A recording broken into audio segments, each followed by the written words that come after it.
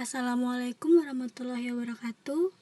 Kami dari kelompok 2 yang beranggotakan Alisa Lamadia dengan NPM 195065 dan Arminiwati dengan NPM 195027. Di sini kami akan membahas tentang cara membaca isti'adzah, basmalah, awal surah, dan hukum membaca sadaqallah. Langsung saja ke materi yang pertama adalah istilah hukum dalam ilmu tajwid.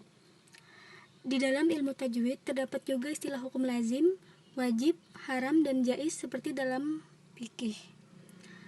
Apakah istilah-istilah ini juga mempunyai sanksi atau akibat hukum seperti dalam hukum fikih, atau ia hanya merupakan istilah saja di kalangan ahli tajwid sehingga tidak berakibat pahala dan dosa? Dalam hal ini ulama berselisih pendapat sebagai berikut.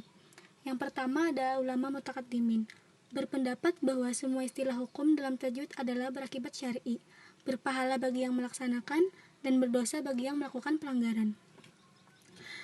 Yang kedua ada ulama mutaakhirin, berpendapat bahwa akibat hukum dalam ilmu tajwid itu terbagi dua. Ada yang berakibat syar'i dan ada pula yang syina'i. Apabila menyangkut pemeliharaan bentuk huruf atau harakat hingga tidak berubah bunyi, suara atau merusak makna, maka disebut dengan wajib syar'i. Pelanggarannya disebut dengan haram syar'i. Yang ketiga adalah pendapat dari Imam Ibnu Ghazi. Pada prinsipnya memberikan pendapat yang sama dengan mutaakhirin, hanya berbeda dalam memberikan klarifikasinya. Yang selanjutnya adalah definisi isti'adzah dan hukum membacanya. Isti'adzah dikenal dengan ta'awuz dan ulama sepakat menegaskan bahwa kalimat isti'adzah tidak termasuk ayat Al-Quran. Di antara manfaat ta'awuz ialah untuk mensucikan mulut dari perkataan sia-sia dan buruk yang biasa digunakannya, dan untuk mengharumkannya.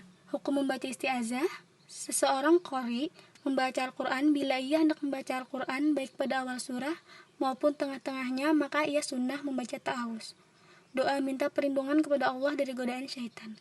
Adapun dasar pengambilan adalah firman Allah pada surat An-Nahl ayat 98 juz 14, yang artinya apabila kamu membaca Al-Quran, hendaklah kamu minta perlindungan kepada Allah dari godaan syaitan yang terkutuk.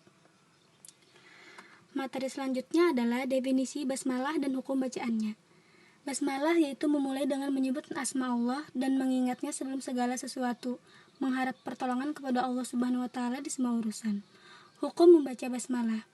Disyariatkan dan dianjurkan mengucapkan basmalah pada setiap kata akan membaca surah dari Alkitab Allah, yaitu Al-Quran, kecuali surat At-Taubah, dan dianjurkan pula setiap akan melakukan aktivitas.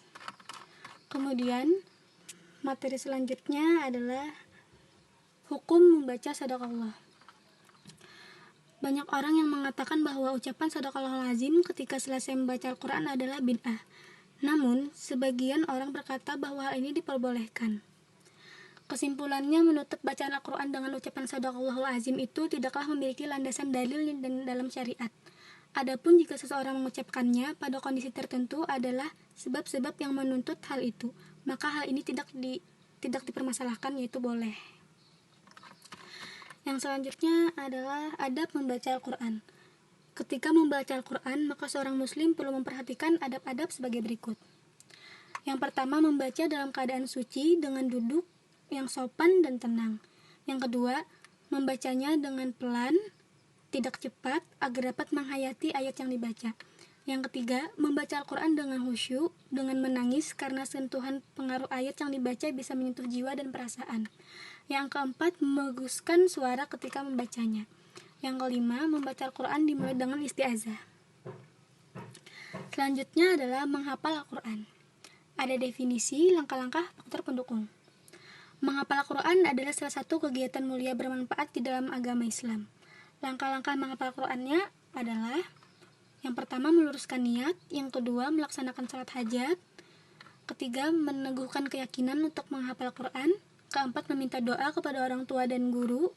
Yang kelima, memperbaiki bacaan. Yang keenam, mengakrabkan diri dengan Al-Quran. Yang ketujuh, menggunakan satu jenis musyaf Al-Quran. Yang kedelapan, menggunakan metode menghafal Al-Quran paling mudah. Kesembilan, sering melakukan murajah, yaitu mengulangi bacaan. Yang kesepuluh, pasang target untuk menghafal Al-Quran. Ke-11, menyetorkan hafalan pada guru yang kompeten. Yang ke-12, banyak mendengar murotal Al-Quran. Ke-13, membuat jadwal hafalan. Yang ke-14, berteman dengan orang soleh. Yang ke-15, bersabar atas ujian saat menghafal Al-Quran. Yang terakhir adalah istiqomah. Lalu faktor pendukung penghafal Al-Quran ada juga. Yang pertama, motivasi dari penghafal Al-Quran. Yang kedua, mengetahui dan memahami arti atau makna yang terkandung dalam Al-Quran. Ketiga, mengatur dalam menghafal. Selanjutnya, memfasilitasi yang mendukung dalam menghafal Quran. Yang kelima, dukungan dari orang terdekat. Sebaik-baiknya kalian adalah yang belajar Al-Quran dan mengajarkannya. Terima kasih, ini saja yang bisa disampaikan. Salah hilaf mohon dimaafkan. Assalamualaikum warahmatullahi wabarakatuh.